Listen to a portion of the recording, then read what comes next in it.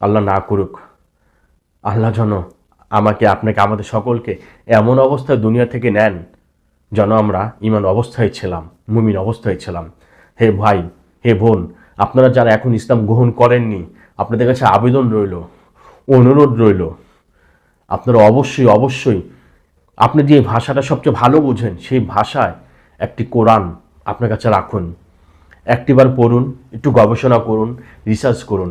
আপনার যে ধর্মগ্রন্থ আছে সেটা পড়ুন, সেটা গবেষণা করুন, রিসার্চ করুন, যেটা হক সেটা গ্রহণ করুন।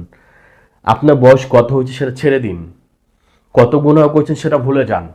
আপনার রব এতটাই এতটাই দয়ালু যে আল্লাহ সুবহানাহু ওয়া তাআলা বলতেন সূরা জুমা 39 নম্বর 53 নম্বর আয়াতে, হে মুহাম্মদ সাল্লাল্লাহু আলাইহি ওয়াসাল্লাম, আপনি আপনার উম্মতদেরকে জানিয়ে দেন, আমার বান্দাদেরকে জানিয়ে দিন, আমার গোলামকে জানিয়ে দিন সে কত গুনাহ করেছে, কত গুনাহ, সে যেন তার রবের রহমত থেকে নিরাশ না হয়।